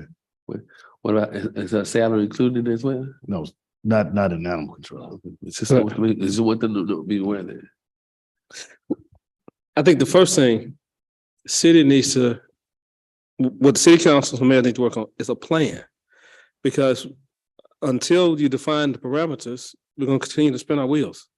And you're gonna continue to say, well, are we into that or not? Are we transferring dogs to other places to help them find homes outside the city? Or are we just saying we're gonna deal with animal control here locally as relates to it? Because part of it is there's when we have a dog that's ill, or a cat that's ill, they need to go to the veteran. The city needs to appropriate monies for those type of things. If you're gonna be in the shelter business, that's part of the cost of doing business. Spaying and neutering is part of the cost of doing business, and it's part of it that the city has to look at, but that's not much appropriated to do any of that type of stuff. Well, I spoke with her about trying to get a 501c3 so she could, be a nonprofit and get some kind of donations from Walmart and the Walton Foundation. So I told her that even people be willing to come in, because I know Angela Lorenzo, the store manager of Walmart, said she would be happy to give dog food and anything that's needed. That's just one entity. But I asked her to go ahead and apply for 501c3 so she can start getting donations to help with. She can't do that without the council's approval. I know, I do apologize. I should tell her to come back to you all, but that was something I had suggested to her to speak with the body about, because that's the only way it would take some pressure off us financially to be able to accept donations and things like that. So it could help get the animal shelter moving. Well, here's what I don't understand. I understand we need a plan. We need a plan because we got people kind of doing their own thing. This is what I want to do. But even though we don't have a plan, we have a budget, and that is the plan. Right. I don't care what you want to do. If it's over your budget, it's not in the plan. And so once she's over budget, I mean, it's kind of, it's over unless we appropriate more money for it. And see, I think, Mr. That's what I've been explaining to her. I think she's kind of kicking back to me saying that she needs more things. And I've told Mr. Turner, you're a witness to that. I said, you can't get anything else. And she's looking to get POs signed and thinking I'm not getting them, I was not signing them. But you exhausted all your resources. So I can't give you something that the council hadn't approved. So we've been going back and forth about that. She thinks I'm not signing her POs. She got no money. So that's where we are. So I have a question. When our animal control person catches these dogs, stray dogs, and she gets them vaccinated, and she houses them, and you wait for someone to adopt the dog, or you send it off. Does the city get any funds from that? See, that's just. Ms. Harris, I tell you, these dogs get all them good benefits, and I don't know where they go. It's just wasteful. See, I mean, because she never explained it to us. I mean, these dogs get this good Obamacare from the city. Paid by the city. Yeah. And they get vaccinated, all their shots, and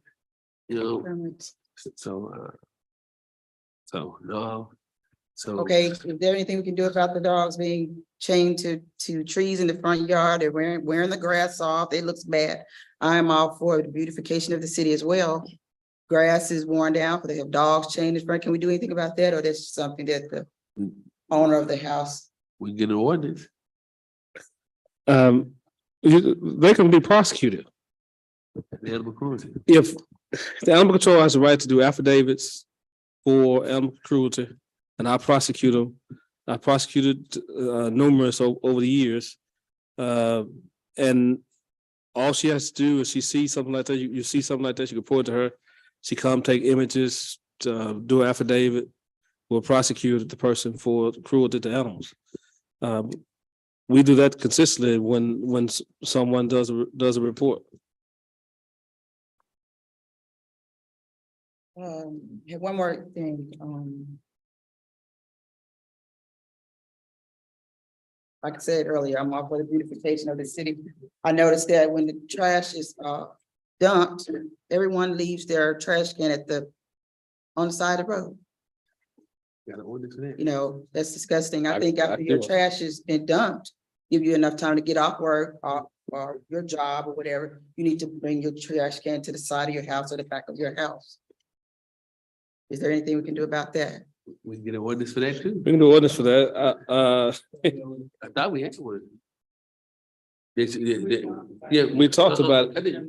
I don't know if we ever did the ordinance. I think we did. Charles Mitchell was the city attorney, because me and John Huff had that issue about the trash cans being left on the street. Sometimes they roll down the hill on North Ridge. It's crazy. So yeah, I think we do have an ordinance. Right. We'll double check and see if there's an ordinance on it, but we can do an ordinance.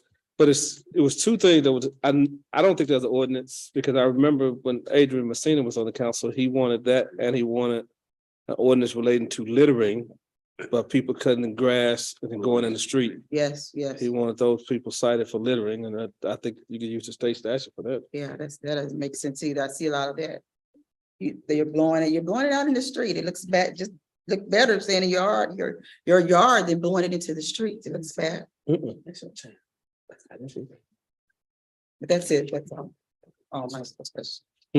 So Ms. Hanson, I'm gonna make sure we gonna take care of that. We're gonna take care of that issue for you then. Thank you. It is our stopping points. I just want to mention one thing. I was doing the trailer for right there. Well, I'm just wanna, last year we amended the budget with regards to salaries and benefits.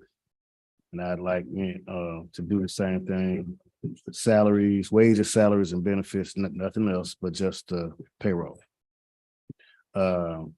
We're going through our audit right now, and we've had some small miscalculations here and there. Nothing major. I think someone may have been underpaid $18, someone may have been overpaid $15, and so it's a big issue that their main concern is that everybody's supposed. The main issue they look at is when you budget for payroll in particular, they want to make sure everybody gets paid what they're supposed to get paid. And so what we did last year was that we did an amended budget with regards to payroll only. Andre did a budget resolution, and I kind of gave you guys a spreadsheet showing what the budget was and what the actual payroll was and how to reconcile it. And so we were hoping we can do the same thing again this year. I haven't completed the worksheet yet, but I'll try to finish that by the end of this week. And I don't know if Andre can help me with the resolution. I may have a copy of the old one, but Yes, sir, I can help you. okay. And we'll try to get you something to look at by the end of this week and no later than the beginning of next week, and try to put it on the agenda for discussion at the next city council meeting. That's all I want to do. The next couple of items we can table. We're going to do the minutes right fast.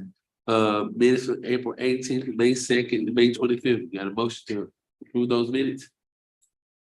Ms. Davis moved to accept the minutes for April 18th, May 2nd, May 25th. Second. Mr. Etheridge seconds the motion. Madam, any discussion? Madam Clerk, would you call the roll? Ms. Miller, these three The said minutes. minutes, the Yes. previous minute. Oh. Mhm. Ms. Miller? Ms. Davis? Mr. Epperly? Mr. St. Columbia? Ms. Harris? Dr. Miller? Yes. Thanks so much. Motion to adjourn. Mr. St. Columbia, we will adjourn in a second. Ms. Davis second. Yeah. Dr. Miller.